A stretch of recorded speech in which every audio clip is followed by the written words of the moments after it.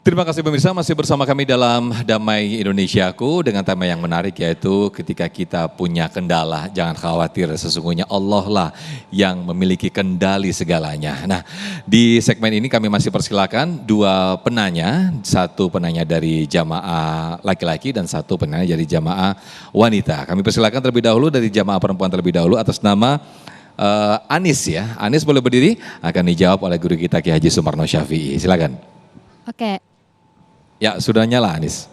Oke, Assalamualaikum warahmatullahi wabarakatuh. Selamat siang Pak Ustadz. Perkenalkan, nama saya Anis Maron Hakim dari Bekasi.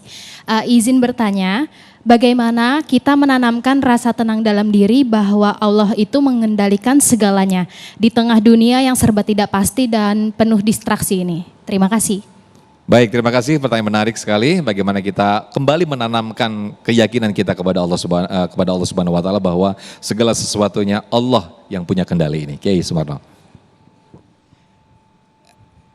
Adinda Anis, pertanyaannya menarik dan bagus.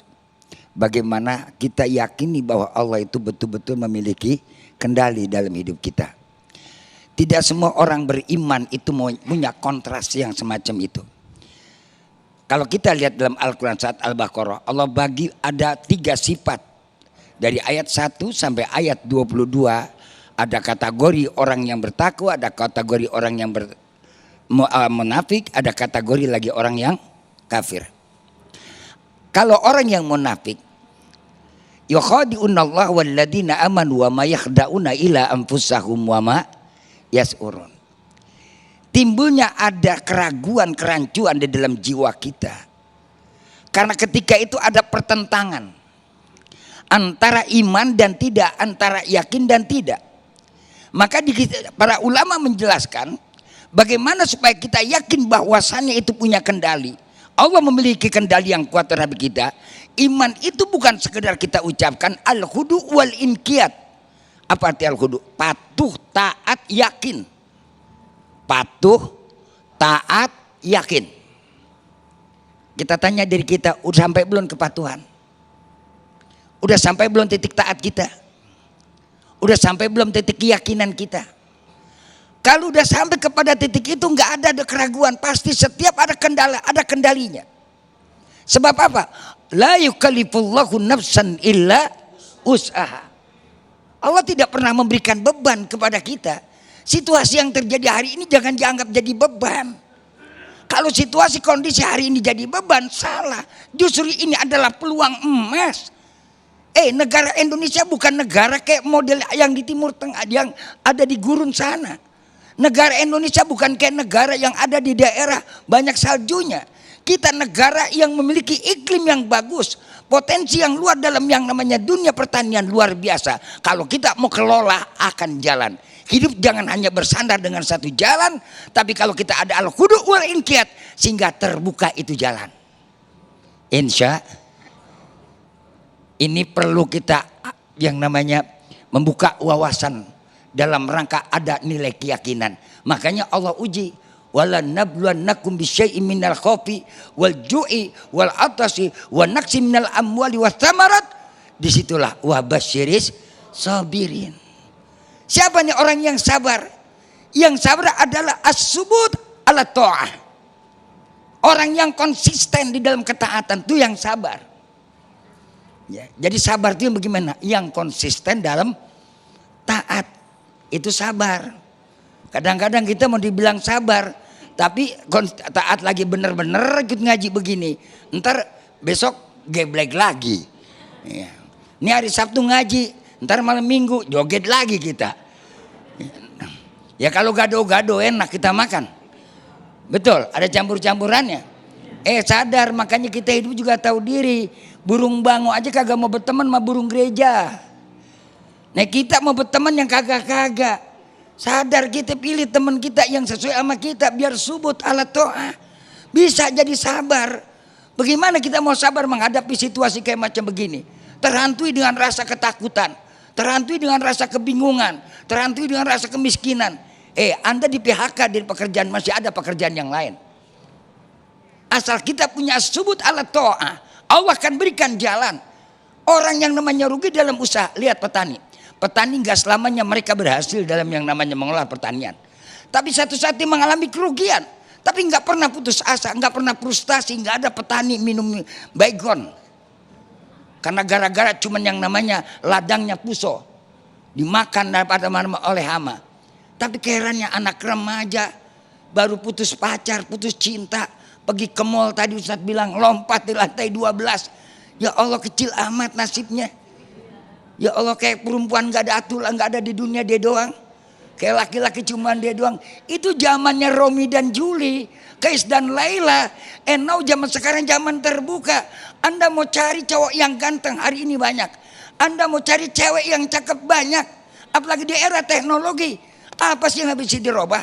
Hidung pesek jadi mancung, bibir luar jadi imut-imut, pukulan beduk bisa jadi baskom.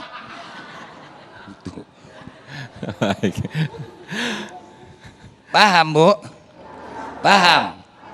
Jadi apa? Tanamkan tadi al-khudu wal inqiyat, patuh, taat dan yakin. Yakin begini ya.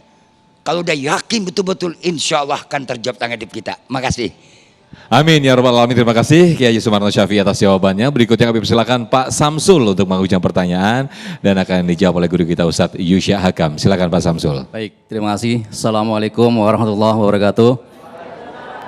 Saya Samsul dari Jatiwarna, Pondok Gede. Pondok Melati, maaf. Pertanyaannya singkat aja Pak Ustadz. Apa yang membedakan antara ujian dan azab? Mungkin itu, terima kasih. Assalamualaikum warahmatullahi wabarakatuh. Waalaikumsalam warahmatullahi wabarakatuh. Apa yang membedakan ujian dan azab nih? Waduh berat ini. Silakan Ustadz Yusya. Iya, ini iya pertanyaannya Masya Allah. Pertanyaannya mah gampang, jawaban yang keder. Iya, perbedaannya begini. Kalau musibah, ujian, itu bisa jadi salah satu bentuk kecintaan Allah kepada seorang hamba. Karena kalau Allah sudah cinta kepada seorang hamba, sebelum hamba itu diangkat derajatnya, Allah pasti kasih ujian dulu. Idza ahabballahu abdan ibtalahu.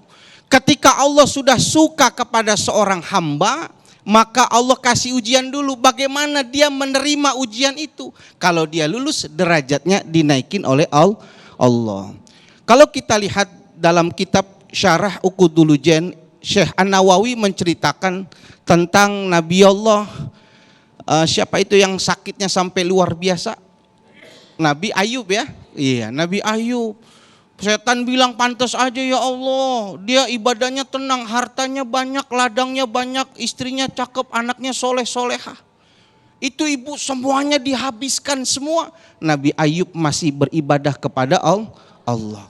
Jadi bisa jadi ujian itu bentuk kecintaan Allah kepada kita, mengangkatin derajat kita. Karena yang namanya cinta itu butuh bukti. Ibu percaya ada orang mau datang ke rumah ibu mau ngelamar anak ibu tapi nggak pernah ngapel, ibu percaya nggak?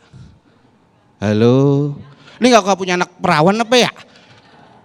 Bapak nggak bakal, kalau dia sudah datang kita sudah lihat baru timbul kepercayaan. Yang kedua, kalau ujian itu tujuannya Allah itu buat apa? Ngapus dosa-dosa kita. Kafaratuz dzunub. Tetapi kalau azab itu Allah berikan karena orang ini udah selesai nih, udah finish.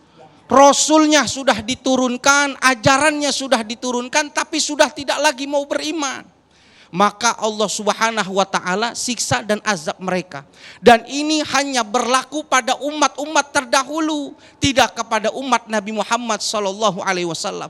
Kenapa? Bentuk rahmat dan kasih sayang Allah kepada Nabi Muhammad. Wa makanallahu liyu'azibahum wa anta fihim. Allah tidak akan mengazab umatmu ya Muhammad apabila kau sudah berada di tengah-tengah mereka. Sekarang Rasulnya sudah tidak ada, tapi bentuk kecintaan Allah adalah ketika Allah Subhanahu wa ta'ala tidak membinasakan kita.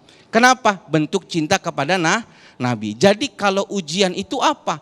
Ujian itu untuk menaikkan derajat kita kepada Allah dan untuk menghapuskan dosa-dosa kita. Kalau azab mudah-mudahan enggak dah kita dah. Kenapa? Itu bentuk siksaan terakhir Allah yang diberikan kepada umat-umat dahulu. Wallahu alam bisawab. Baik, Masya Allah, terima kasih Ustadz Yusya Hakam atas jawaban yang sangat luar biasa sekali ini. Dan di segmen berikut pemirsa, ada segmen Ulama Menjawab, di mana kami akan bacakan pertanyaan yang sudah masuk lewat Instagram kami, @damai_indonesiaku_tv1, berkaitan dengan tema kita, yaitu kita punya kendala, Allah punya kendali. Nanti akan dijawab oleh guru-guru kita. Tetap bersama kami dalam Damai Indonesiaku.